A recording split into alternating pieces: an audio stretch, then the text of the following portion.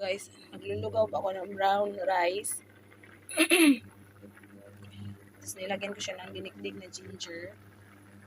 Tsaka dalawang bawang. Para na kung anong lasa nito. Basta ang bawang din kasi nakakaano din ko ng ano. Dalawang ano lang. Cloves ng bawang. Sarili ko lang yan. Sariling homemade recipe ng dry calf ko. Tingnan ko lang. Mamaya, lagyan ko pati yan ng itlog.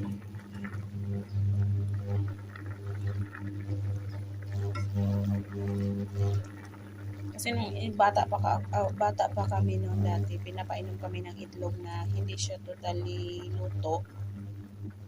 Kakadiri nga, diba? Pero ang bilis lang nawala ng buhok.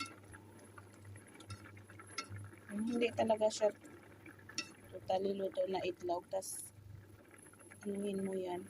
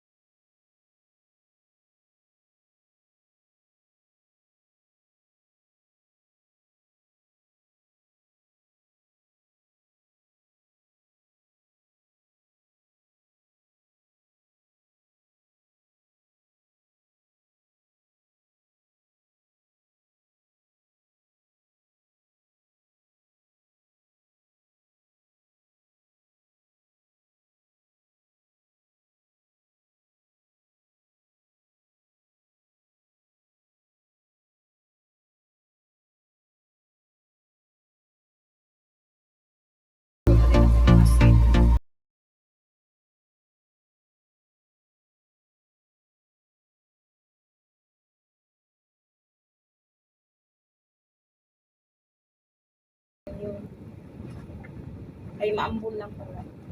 Kala ko lang ng ulan. Kalimutan ko magdala ng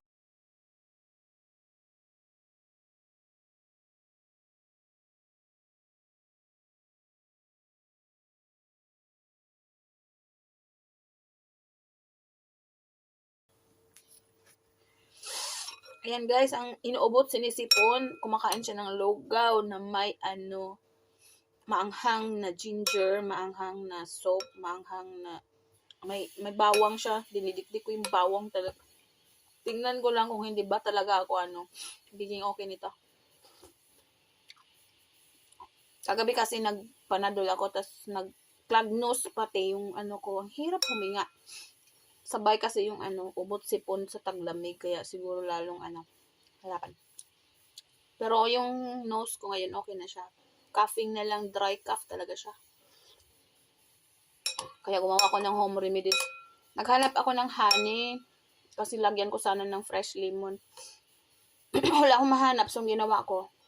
Nakita ko yung lemon tea at saka ginger tea. Pinaghalo ko yan. 2 baso na inom ko kanang umaga. Sarilang sikap tayo guys kasi wala tayong maasahan dito kundi sarili lang. Mga 2 jacket ako. Oh, tingnan mo para akong paro-paro.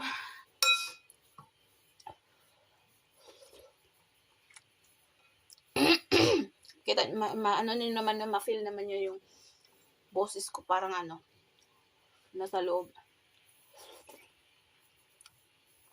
Kaming 3 dito guys, merong dry cough, pati yung anak ng amo ko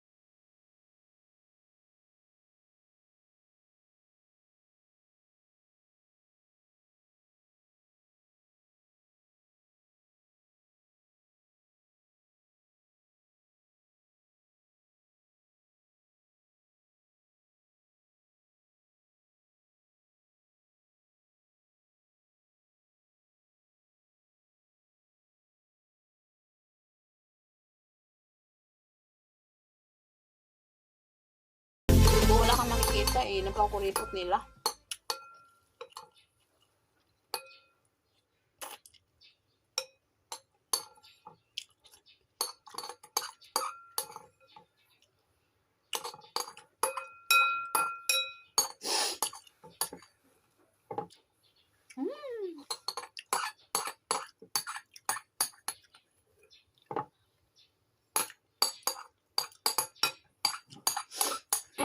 Mamaya